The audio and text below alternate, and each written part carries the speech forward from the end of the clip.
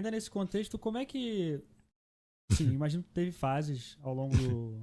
Justamente pra gente estar se adaptando a todo momento, acredito que teve algumas fases durante a pandemia de regras e proteções que o direito conseguiu trazer. Como é que era feito esse controle da jornada de trabalho, por exemplo? Então, a princípio não era Não feito. tinha, Não tinha, E exatamente. se fosse, eu imagino também que foi realizado de maneira até, às vezes, a privacidade da pessoa, entende? O artigo 62, inciso 3 da CLT, ele determinava expressamente que o trabalhador em regime de teletrabalho não estava submetido ao controle de jornada. Então, na realidade, não havia controle de jornada.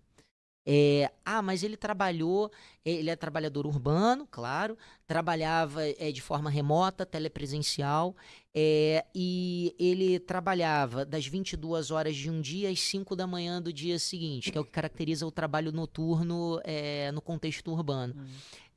Ele vai receber o adicional noturno? Não. Tá em casa, né?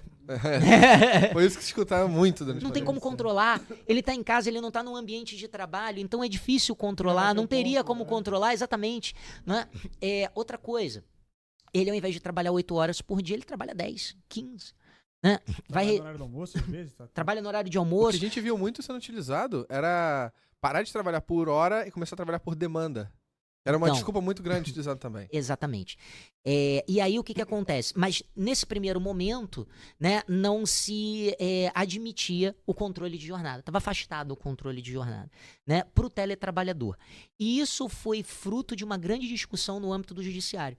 Porque se dizia assim, tudo bem, aqueles que estão submetidos ao regime de teletrabalho, muitas vezes isso torna impossível ao empregador fazer esse controle.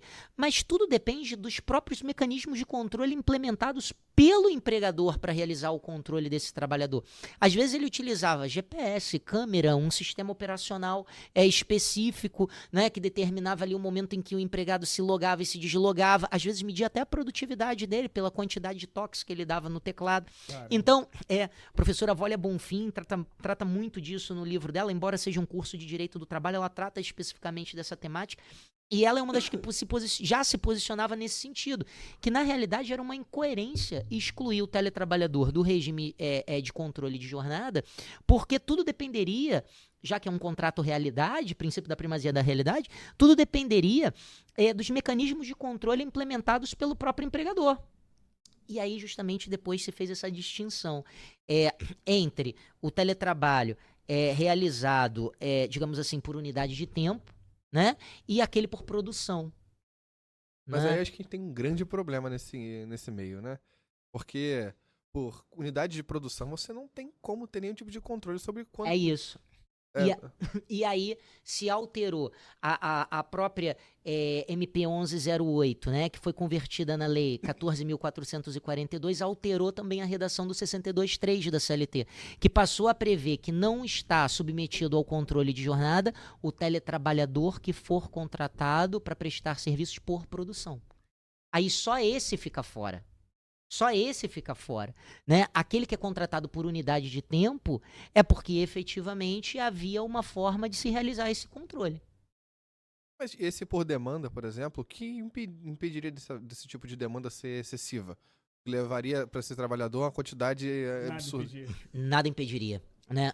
Isso vai ser analisado no caso concreto e, eventualmente, se forem exigidos serviços do trabalhador que sejam incompatíveis com a sua própria capacidade de atendimento, né? Isso pode caracterizar até uma forma de assédio moral nas relações de trabalho. Perdão. Esse teletrabalhador, eventualmente, ou mesmo aquele que presta serviço de forma presencial, né, se forem exigidos serviços superiores às suas forças, ele pode requerer a rescisão indireta do contrato de trabalho, na forma do 4.3 da CLT, né, como última medida, e isso vai equivaler à hipótese de demissão por vontade do empregador, ou seja, ele vai receber todas as verbas rescisórias nessa hipótese.